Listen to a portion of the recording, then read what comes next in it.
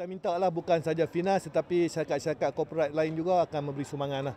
Sponsor termasuklah telco-telco yang ada. Termasuklah kalau boleh kita nak libatkan MC-MC kan. Dan kalau boleh selain daripada filem seram ni, kita kalau boleh nak jugalah filem-filem yang berunsur pengetahuan tentang digital ni. Kalau boleh kita minta lah MC-MC memberi sumbangan sikit lah. Suruhanjaya Komiti dan Multimedia ni memberi perangan. Sebab walaupun kadang-kadang tu benda-benda yang contoh kita bagi penangan pun, kementerian bagi penangan tetapi tak didengar oleh rakyat. Contohnya scammer. Kita dah buat filem, kita dah bagi tahu melalui media, penerangan, polis semua terlibat bahawa scam ni jaga-jaga dengan scammer. Jaga-jaga. Tapi masih ada orang kena lagi. Terutamanya love scam ni.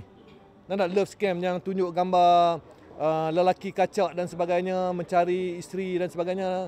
Kan masih ada yang terkenal lagi. Jadi maknanya ini melibatkan jutaan ringgit. Jadi kita harap bahawa kita naklah kalau boleh yang berpengetahuan dari segi ekonomi dan sebagainya kan. Pengetahuan tentang apa online bisnes sebagainya supaya rakyat banyak terlibat.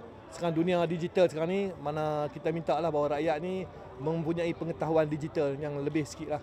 Kalau boleh diterapkan melalui filem-filem. Terima kasih banyaklah. Mana kalau boleh memanglah kita galakkan terpulang pada penerbit lah nak ambil tidak ambil. Di samping itu juga kita pun ada sedikit perubahan untuk majukan filem negara ni, industri filem negara.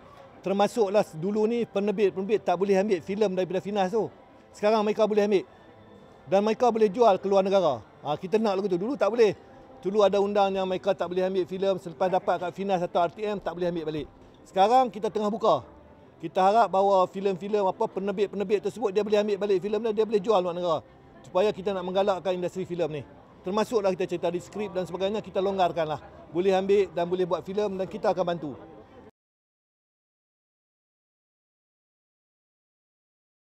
Itulah saya kata tadi, saya akan ada perjumpaan dengan penyanyi-penyanyi ni. Bagaimana yang mereka mahu. Sebab sekarang ni gagal. Yang kita buat dulu pernah ada 40 juta seperti saya katakan tadi. 40 juta ni kalaulah artis-artis ni pandai melabur. Tak payah labur banyak, labur buat sesi minyak je. Dah 40 juta ni dah berganda ataupun buat fast food. Atau kita bincang McDonald ke Kentucky ke 40 juta ni dah menjana berjuta-juta untuk membantu artis ni.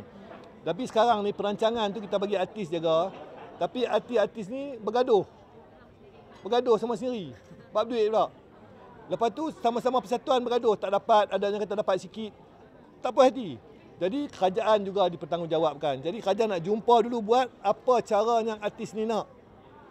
Sekarang kita nak buat pembananan industri filem. Jadi kita sebagai maknanya kita bagi tahu bahawa sekarang ni ada kementerian berbincang. Tapi sebagaimana kita tahu, Menteri Timbalan Menteri ni apa tugas Menteri Timbalan Menteri? Tugas Menteri dan Timbalan Menteri ni jambatan antara rakyat dan kerajaan. So kita nak dengar dulu. Kita ni jambatan ni kita nak dengar. Baru kita bagi tahu kerajaan bagaimana nak buat untuk bantu artis ni. So kita akan mendengar. Jadi kita dapat jumpa lah. Kita harap kita akan dapat perjumpaan secepat mungkin. Saya dah bagi tahu pada pihak kerajaan, pihak Kementerian Kekom supaya atur perjumpaan. Perjumpaan yang kita akan dengar. Adakah mereka setuju? Contoh mereka kata Sheila Majid uruskan untuk mereka penyanyi-penyanyi. Kami kata kami tak mau, kami nak kerajaan urus. Jangan salah. Kami nak Sheila Majid. Sekarang ni mereka bergaduh. Mereka salahkan mai datang jumpa saya, ada penyanyi salahkan Sheila Majid. Sebab dia penyanyinya. Tak? Sebab bagi pihak penyanyi yang urus Sheila Majid, mereka tak puas hati. Mereka lantik, mereka tak puas hati. Jadi cara macam mana yang mereka mau. Jadi susah Malaysia ni sebab kita terbuka. Tak?